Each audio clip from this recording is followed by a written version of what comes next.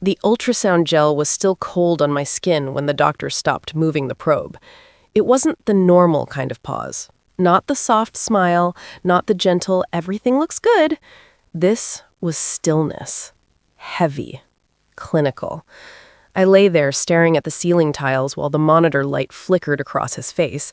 His eyes weren't on me. They were fixed on the screen like he'd just found something he didn't want to believe. "Is everything okay?" I asked. My voice sounded thin in the quiet room. He didn't answer immediately. Instead, he adjusted the angle, pressed slightly harder, scanned again. The machine hummed. A faint heartbeat fluttered through the speakers. Fast, alive, fragile. My baby.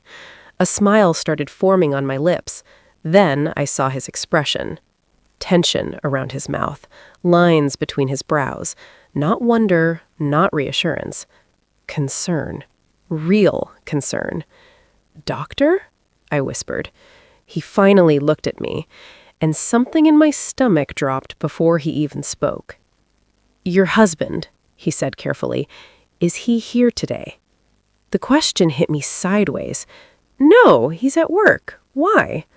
His gaze lingered on my face, studying me in a way that felt personal, not medical, not neutral.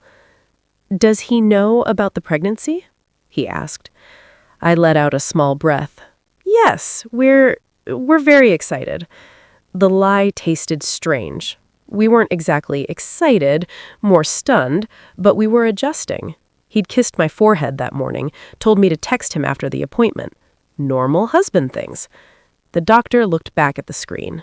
Then he turned the monitor slightly away from me. My pulse spiked. "What's wrong?" He exhaled slowly, and when he spoke again, his voice was lower. "Mrs. Carter, I need to ask you something confidential." A cold line slid down my spine. "Okay." He adjusted his angle, pressed slightly harder, scanned again. The machine hummed. A faint heartbeat fluttered through the speakers. Fast, alive, fragile. My baby. A smile started forming on my lips. Then I saw his expression. Tension around his mouth. Lines between his brows.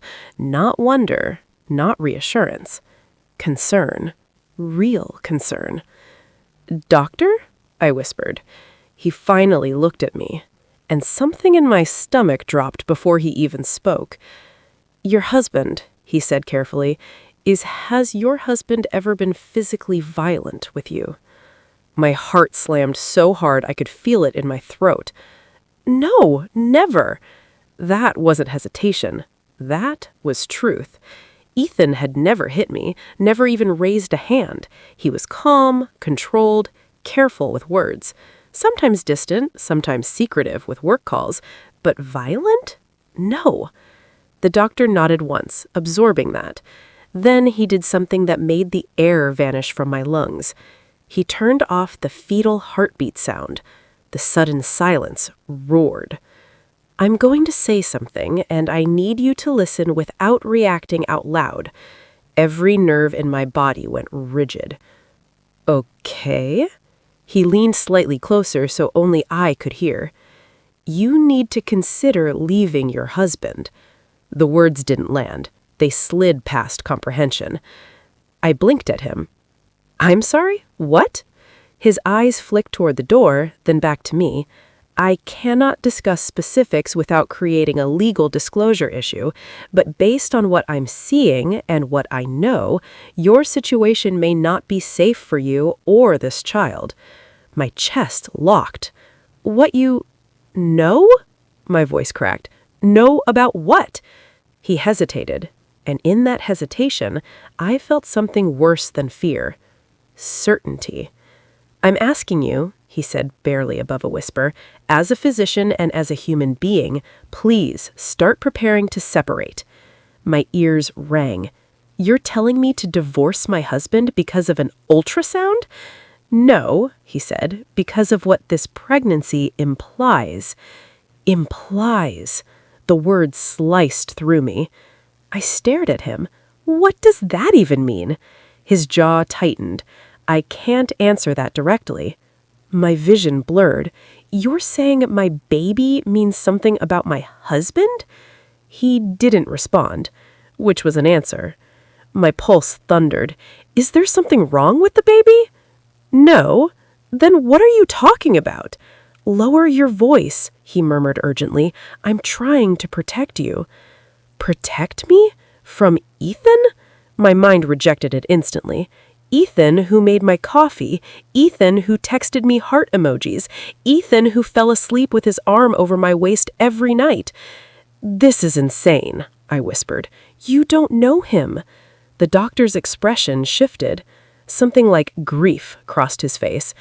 That's exactly what worries me. My stomach twisted. Why are you acting like he's dangerous? He's not. His eyes held mine unwavering. Mrs. Carter, how long have you been married? 3 years. And in those 3 years, he said quietly, has he ever told you about his genetic history? My breath caught. His what? Family medical background, inherited conditions, testing, screening. I shook my head slowly. No, but that's normal. Lots of people don't know. He knows, the doctor said. The certainty in his voice hollowed me out. How would you know that? I whispered. He hesitated again, and this time the silence stretched so long it became unbearable. Because in that silence, something began forming in my mind, something cold, impossible, and wrong. You're saying he hid something from me? The doctor didn't deny it. My hands started to shake on the paper-lined exam table. What does that have to do with my pregnancy? He looked at the monitor, then back at me, and the next words came out like a confession he wished he didn't have to make. This fetus shows markers that should not be present unless one parent carries a specific hereditary profile. My heart slammed. Are you saying my husband has a genetic disease? No, he said softly. The world narrowed to a pinpoint. Then what? His gaze held mine, and in it I saw something that made my blood run cold. Fear. Not for the baby. For me. Mrs. Carter, he said, voice barely audible, I have treated your husband before. Everything inside me stopped. You what? He swallowed. Years ago. My brain scrambled. That's impossible. Ethan doesn't even go to doctors unless he has to. He did, the doctor said, and what I saw then is why I'm telling you now. You need to get yourself somewhere safe before you confront him. The room felt suddenly too small, the air too thin. What did you see? I whispered. His eyes flicked once more to the door, then back to me, and he leaned in, close enough that I could feel his breath against my ear. I saw exactly the same markers in a pregnancy that ended in a restraining order. The words detonated inside my chest. What are you saying? I breathed. His voice dropped to a whisper. I'm saying your husband has been here before. My heart stopped. Before? Before me? Before this baby? Before this life I thought we were building? The doctor pulled back slightly, watching my face drain of color. You need to think very carefully about what that means. The ultrasound screen flickered beside us, silent now, showing the tiny shape moving inside me. My child. My marriage, my reality, all suddenly unstable. I opened my mouth to ask the question forming, the one that would shatter everything. And then my phone vibrated on the counter. Ethan. Text message. I stared at the screen as the preview lit up. Hey, love, how did the scan go? Everything normal? My hands began to tremble. I looked up at the doctor, then back at my husband's name glowing in my palm, and for the first time since I'd known him, I didn't know what answer was safe. My fingers hovered over the screen. Everything normal? The words blurred through tears I didn't remember forming. For 3 years, that name, Ethan, had meant safety, partnership, home.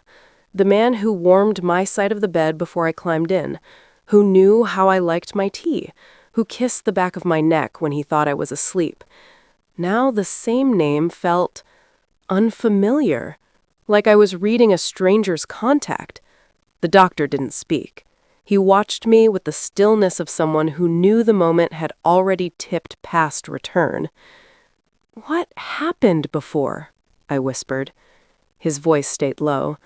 "I cannot disclose details without violating patient confidentiality." My throat tightened. "But you just told me." "I told you enough to understand risk, not history." "Risk," the word echoed. I looked down at the ultrasound image frozen on the monitor. The small, curved form inside me, the faint outline of head and spine, life that had already anchored itself to mine. "Is my baby in danger?" I asked. His eyes softened. "Not physically, not medically." The pause after physically carved something open in my chest. "Then what kind of danger?" I breathed. He held my gaze. "The kind that begins after birth." Cold spread through my limbs. I swallowed. "You think my husband would hurt our child?" He didn't answer, which was answer enough. My mind rebelled. Images crashed through me. Ethan assembling the crib last week, cursing softly when the screws wouldn't align. Ethan resting his palm on my stomach at night. Ethan's voice cracking when we first heard the heartbeat. That man? No. No. No, I said aloud, shaking my head. "You're wrong. You don't know him." The doctor's expression didn't change. "I know patterns, and I know when I see them repeat." Repeat. The word twisted my stomach. My phone buzzed again. Another message from Ethan. "Babe, you there?" My chest constricted so tight I could barely breathe. "What exactly did he do before?" I whispered. The doctor hesitated. Longer this time. And then he said something that made the room tilt. "He didn't do anything to the pregnancy," he said carefully. "The issue was what happened to the mother." Every nerve went cold. "What happened?" I asked. His jaw tightened. He disappeared from care abruptly, missed appointments, no follow-up after a concerning incident. Later, records showed emergency services involvement and a court filing. My heart pounded so violently it hurt. "What incident?" He met my eyes. "Domestic." The word detonated. My hand flew to my mouth. "No!" He didn't flinch. "I cannot prove causation, but I know patterns, and I know when the same biological indicators appear again in a different woman carrying the same man's child." My blood turned to ice. "You're saying the baby proves that he fathered a prior pregnancy with the same hereditary markers?" "Yes." The room spun. "So he has another child?" I choked. "I don't know. That pregnancy ended before viability." Ended. The word hit like glass. "And the mother?" I whispered. He didn't answer immediately, which terrified me more than anything. Finally, "She obtained legal protection." My pulse roared. "From him?" I asked. He didn't confirm, but he didn't deny. My phone buzzed again. "I'm getting worried. Is everything okay?" I stared at it. My husband, the man who kissed my temple every morning, the man my body still instinctively leaned toward when he entered a room, the man who, according to this doctor, had a hidden past that echoed into my pregnancy like a warning. "I need to go," I whispered. The doctor nodded. "Please do not confront him alone." My throat burned. "He's my husband." His reply came softly. "That is exactly why you're vulnerable." I slid off the table, legs unsteady. The paper crinkled beneath me like thunder. I wiped the gel from my stomach mechanically, barely feeling the cold cloth. My baby moved faintly on the screen behind me. Alive. Unknowing. I dressed with shaking hands. The doctor wrote something on a card and pressed it in my palm. A number, if you need immediate support. I looked down. Domestic violence crisis line. My chest cracked open. You really think I need this? He met my eyes. I think you deserve to know what you're walking into. I left the clinic in a haze. The parking lot felt unreal, too bright, too normal. Cars starting, people laughing, a woman balancing a toddler on her hip while digging for keys. Ordinary life. My life had just fractured. I sat in my car without starting it. My phone lit again.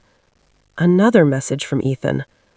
I'm leaving work early. I want to be there when you tell me about our baby. Our baby. Tears slid down my face. Because suddenly I didn't know which parts of him were real and which parts were buried. I started the car, drove home on autopilot. Every red light felt longer than time. Every mile closer felt heavier. By the time I turned onto our street, my hands were numb. His car was already in the driveway. He was home, waiting, for the wife who had left this morning believing she knew her husband. I walked to the door slowly, key in hand, heart pounding like a warning drum. Inside, I could see him through the frosted glass, moving in the kitchen, setting 2 mugs on the counter. He turned at the sound of the key, and when our eyes met through the opening door, his face lit with pure, unguarded joy. "There you are," he said softly. "I've been—" He stopped, because he saw my face. The silence between us filled with everything I had just learned, everything he had never told me, everything that now stood between us like a shadow. His smile faded. "What's wrong?" My throat closed. I stepped inside, closed the door, and the words finally came out, raw, shaking, irreversible. "Ethan, how many times have you done this before?"